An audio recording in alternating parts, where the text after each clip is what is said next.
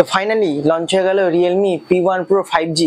এই ফোনটি লঞ্চ হয়েছে আগামী 22শে এপ্রিল 2024-এ। তো এই ফোনটি কাদের জন্য অ্যান্ড কাদের জন্য নয় এটি সবার লাস্টে জানবো, বাট সবার আগে জানবো এটা ফিচার্স কি আছে। তো চলো জেনে নিই।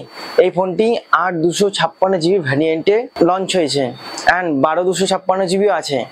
তো এর ডিসপ্লের কথা বলি সবার ফার্স্টে। তো ডিসপ্লেতে রয়েছে ফুল HD প্লাস OLED ডিসপ্লে। এই ডিসপ্লেটা কিন্তু অ্যামোলেড ডিসপ্লের নিচে আছে অ্যান্ড অ্যামোলেড ডিসপ্লের ওপরে আছে ডলবি ভিশন ডিসপ্লে। তো এখানে বুঝতে পারছি তো ডিসপ্লেটা সেরকম কিন্তু না, তবে হ্যাঁ নাথিং এর থেকে এই ডিসপ্লেটা একটু ভালো আছে অ্যান্ড গেমিং এর দিক থেকেও এটি মোটামুটি।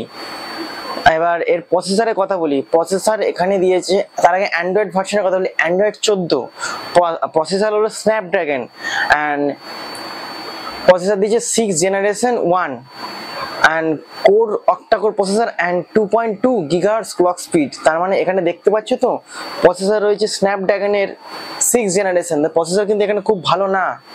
প্রসেসর কিন্তু যদি তোমরা এখানে হালকা ফুলকা গেমিং অ্যান্ড যদি হালকা এডিট করতে চাও ভিডিও, তবে এটা কিন্তু সম্ভব।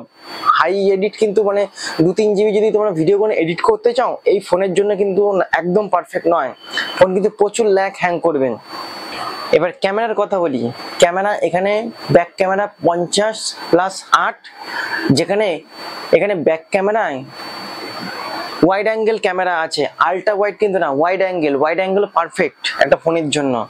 অ্যান্ড ফ্রন্টে বলি 16 মেগাপিক্সেল ক্যামেরা। এর ব্যাক ক্যামেরায় বলে দিই যে ভিডিওতে 1080-তে 30-60 FPS অ্যান্ড 720-তে 30-60 FPS, যেখানে এটি খুব ভালো একটি FPS আছে ক্যামেরার দিক থেকে।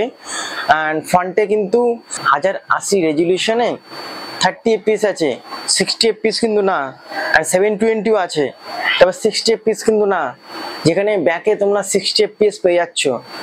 উইথ 4K আছে, কিন্তু এটা কিন্তু 4K কিন্তু 30 FPS, 60 FPS কিন্তু না।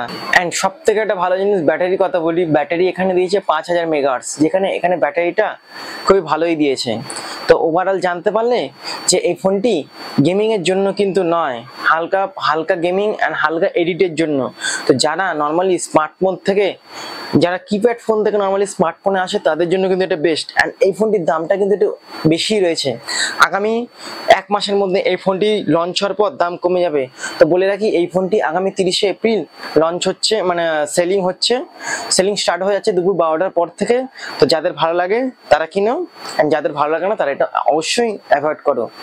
তো এরকম নতুন নতুন ফোনের আপডেট পেতে অ্যান্ড ফোনের ফিচার্স কি সম্বন্ধে জানতে আমাকে সাবস্ক্রাইব করে রেখো অ্যান্ড রেডি থেকো নেক্সট ভিডিওর জন্য।